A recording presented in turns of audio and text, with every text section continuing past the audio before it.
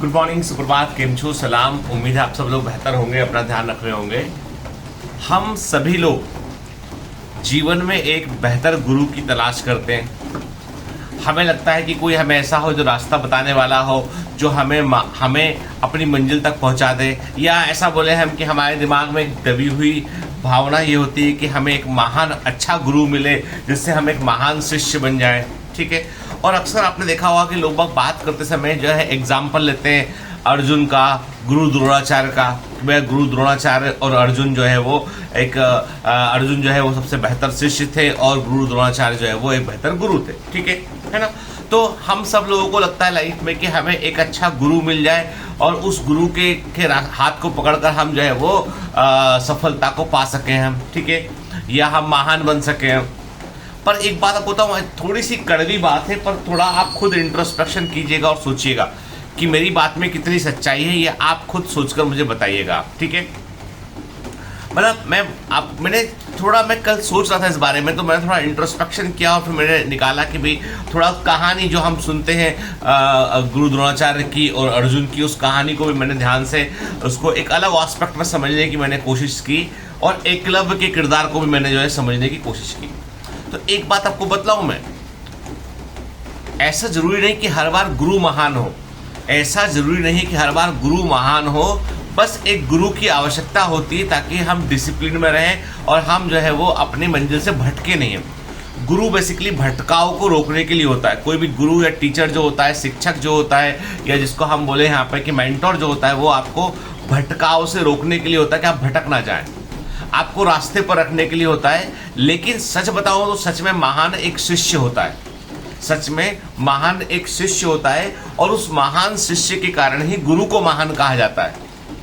क्योंकि देखो ऐसा है, गुरु द्रोणाचार्य को आप देखोगे तो गुरु द्रोणाचार्य जो है वो कैसे व्यक्ति रहे होंगे, यदि हम सोचे एक मिनट के लिए, हम बिल्कुल निष्पक्ष ये सोचे बगैर कि ये सर महाभारत का प्रसंग है ना, इस पर नहीं पढ़ते हम, नहीं, हम वो सब चीजें छोड़ रहे हैं, हम सिर्फ गुरु द्रोणाचार्य पर फोकस कर रहे हैं कि वो कैसे व्यक्ति रहे होंगे कि जब एकलव्य ने उनसे बोला कि भैया गुरुजी मुझे आपसे धनुर्विद्या सीखनी है और मैं आपकी शरण में आना चाहता हूँ, मैं आपसे कुछ सीखना चाहता हूँ, तो गुरु द्रोणाचार्य ने मना कर दिया। उन्होंने कहा भाई हमारे यहाँ पे क्षत्रिय बच्चे पढ़ते हैं, हमारे यहाँ पे जो है क्षत्रिय लोग पढ़ते हैं, राजा महाराजाओं के बच्चे पढ़ते हैं, राजकुमार पढ़ते हैं, हम उनको शिक्षा देते हैं, हम एक शूद्र को शिक्षा नहीं देंगे। पहले के समय में जो है वो वर्ण व्यवस्था थी, यानी जाति व्यवस्था, वर्ण व्यवस्था बड़ी स्ट्रांग थी। तो उन्होंने कभी शूद्र को हम शिक्षा नहीं देंगे, हम कि मतलब आप जो है लोअर वर्ग में आते हो, हम क्षत्रिय वर्ग को शिक्षा देते हैं और हम उनके राजाओं के बच्चों को, राजकुमारों को हम सिखाते हैं,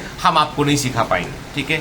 उन्होंने एकलव्य को साफ मना कर दिया। इसका मतलब एक गुरु जो है वो वर्ण व्यवस्था के आधार पर डिफरेंस क्रिएट कर रहा है। इसका मतलब एक गुरु के दिमाग में जो है वो इस व्यवस्था जो उस समय की जो अर्थव्यवस्था रही होगी, जो उस समय की बाजार व्यवस्था रही होगी कि भैया यदि मैं बड़ा गुरु हूँ तो मुझे सिर्फ जो है वो राजाओं के बच्चों को, राजकुमारों को पढ़ाना है, उनको शिक्षित करना है, क्षत्रियों को पढ़ाना है, ताकि वो लोग नाराज ना हो जाए। यदि मैं एक नॉर्मल गुरु बन गया, मैंने इसको भी पढ़ा दिया, उसको भी पढ़ा दिया, तो मेरा कद जो है वो छोटा हो जाएगा।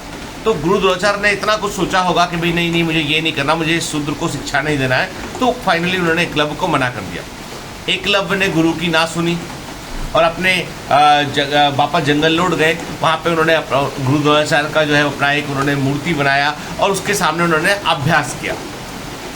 सोचो आप, मूर्ति बनाकर अभ्यास किया और एक दिन जब जंगल में कैंप लगा होता है तो मालूम चलता है कि भैया कि एक कुत्ता भौंक रहा होता है, तो उसको कोई तीर मारता है, तो तीर ऐसे मारता है कुत्ते को डैमेज नहीं होता है, पूरा मुंह उसका खुला रह जाता है और तीर जो है वो एक एंगल पे सेट हो जाता है।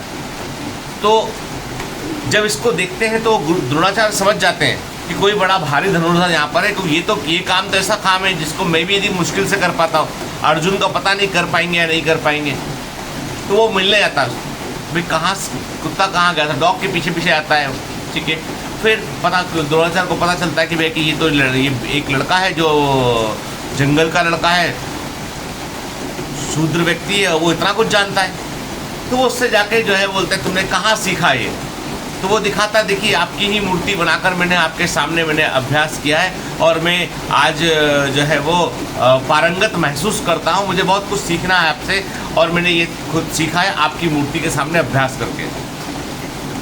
द्रोणाचार्य को देखो आप, वो उनको लगता है कि हाँ भाई ठीक है सीखा इसने, लेकिन उनके मन में ज्वेलिसी का भाव ऐसा आता है कि मैंने अर्जुन को इतना सिखाया, मैंने इतना फोकस किया अर्जुन पे, इतना मैंने इसको अभ्यास कराया, अब ये आदमी अर्जुन से बेहतर कैसे हो सकता है। तो ज्वेलिसी का भाव भी मन के अंदर है कि ये व्यक्ति, ये लड़का जो है वो जोर से पानी गिर रहा है पीछे, मुंबई रेंस सुबह से गिर रहा है। तो द्रोणाचार्य के मन में ये वाला भाव भी है कि भाई कि ये एकलव्य जो है वो अर्जुन से बेहतर कैसे हो सकता है। तो फिर वो बोलते हैं उससे, दिमाग लगाते हैं, पॉलिटिकल दिमाग लगाते हैं कि तुम हमको गुरुदक्षिणा नहीं दोगे क्या। बोला जी गुरुजी आप सब आपका है, क्या चाहिए आपको बताइए। दाहिने हाथ का अंगूठा चाहिए। उन्हें मालूम था दाहिने हाथ का अंगूठा दे देगा वो तो उसके बाद वो कभी तीर कमान नहीं खींच पाएगा वो। एकलव्य को देखो आप, जिस गुरु ने मना किया, लेने से मना कर दिया, उस गुरु की मूर्ति बनाकर अभ्यास किया, आज वो गुरु आ गया और आकर बोलता है कि भैया हमको गुरुदक्षिणा नहीं दोगे। आप देखो, केवल इसलिए कि हमारा शिष्य अच्छा कर जाए ये आगे ना बढ़ पाए, अंगूठा ले लिया और उस महान शिष्य ने अंगूठा दे भी दिया। ये कहानी क्या बतलाती है? ये कहानी बतलाती है कि हमेशा गुरु महान नहीं होते हैं, शिष्य भी महान होते हैं। आज यदि मुझसे कोई पूछे तो एकलव्य, अर्जुन और द्रोणाचार्य में कि सबसे भारी किरदार किसका है, सबसे अधिक हैवी वेट व्यक्ति कौन है, तो मैं बोलूंगा एकलव्य है। कहानी में इतना ही जिक्र है, महाभारत में इतना ही जिक्र है। और सोचो आप कि पॉइंट इज दैट शिष्य महान था, गुरु तो महान बने वही अर्जुन के कारण जो कहानी आगे बढ़ी तो अर्जुन से नाम। लेकिन यदि अर्जुन को हटा दो आप और गुरु द्रोणाचार्य की यही कहानी याद रखो आप, यदि आप अर्जुन को हटा दें और गुरु द्रोणाचार्य की सिर्फ यही कहानी याद रखें कि उन्होंने किया क्या था, तो आप पाओगे कि महानता का एक लक्षण आपको नहीं मिलेगा।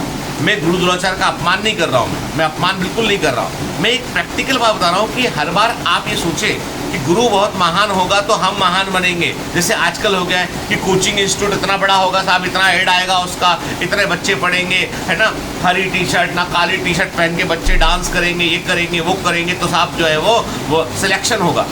और सच्चाई कुछ और है। सच्चाई ये है कि महान शिष्य वहां तक पहुंच रहे हैं। आज सिलेक्शन होता है आपका और अच्छी रैंक आती है, आपके पास 25 ठोक कोचिंग वाले पहुंच जाते हैं। यदि आपका मान लो अंडर 10 रैंक आ गया और वो आके बोलते हैं अपना अंगूठा दे दे, चल फोटो दे दे अपना। अभी अंगूठा नहीं मांगते, फोटो मांगते। तो ये महान तो शिष्य है वो, जिसने वो हासिल किया। हालांकि अभी एकलव्य भी नहीं बचे। तो पॉइंट ये है कि कभी भी जब भी कभी आपको अपने अंदर से कुछ अच्छा बाहर प्रकट करना हो, अपने अंदर की जो है वो इनर जो है वो स्ट्रेंथ को जगाना हो महान बनने के लिए, तो बाहर सहारा मत ढूंढो। मैं क्या बोलता हूँ, मुझसे कोई पूछता है, मैं बोलता हूँ कि मैं सिर्फ और सिर्फ एक रास्ता हूँ, मैं एक पथ हूँ, मैं एक रास्ता हूँ। मैं रास्ता बतला सकता हूँ कि बेटा आगे जाके राइट जाके आगे से लेफ्ट टर्न लेना, फिर गोल राउंड अबाउट से सेकंड एग्जिट लेना, जिससे होता है ना ट्रैफिक पुलिस वाला बताता है। मैं रास्ता बतला सकता हूँ आपको, और रास्ते पर चलना आप नहीं है। क्योंकि यदि मेरे पढ़ाने से सिलेक्शन सारे हो रहे होते तो हर बच्चा सिलेक्ट होता। मैं एक बात हमेशा कहता हूँ, इसीलिए जब रिजल्ट आने के बाद सबसे बड़ा चांस बच्चों को सेलिब्रेट करने का मिलना चाहिए, क्योंकि they actually achieve the things. हम लोगों ने ऐसी बाजार व्यवस्था कर दी है कि रिजल्ट आने के बाद अखबारों में खबर छाप कर, होर्डिंग्स लगा के नए बच्चों को आकर्षित करके जो है वो पूरा का पूरा मार्केट बना दिया है। गुरु शिष्य तो कहीं बचा ही नहीं है। Now the customer and the shopkeeper, कि भैया शॉपकीपर का भी अपना एथिक होता है। अब मतलब कस्टमर एंड सर्विस प्रोवाइडर, भैया हम सर्विस प्रोवाइड करते, तुम्हारे कस्टमर हो। ये कस्टमर आया, इसका छाप के वो दूसरे कस्टमर को आकर्षित किया। सच्चाई तो ये है कि आप इस बाजार व्यवस्था से बाहर निकलिए, एक अच्छा शिष्य बनिए। आप ये सोचिए कि जो भी आपके पास गुरु अवेलेबल है ना, वो सबसे बेहतर गुरु है। मैं बिल्कुल बोलता हूँ कि आप यदि सोचते हैं कि बायोमेंटर्स के टीचर ही सबसे बेहतर है, तो ये भी मत सोचिए। बायोमेंटर्स के टीचर बहुत ईमानदार हैं, मेहनत करते हैं, लेकिन जो जहाँ भी आप पढ़ रहे हैं ना, वहाँ पूरे मन से पढ़िए। आप अपने आप को एकलव्य के समान डेवलप कीजिए, तो आपके लिए गुरु का कद आपके सामने गौण हो जाएगा। गुरु हमेशा गुरु रहेगा, अभी भी गुरु दौड़ करते हैं, लेकिन महानता, आपकी महानता के कारण गुरु की कहानी याद रखी जाएगी।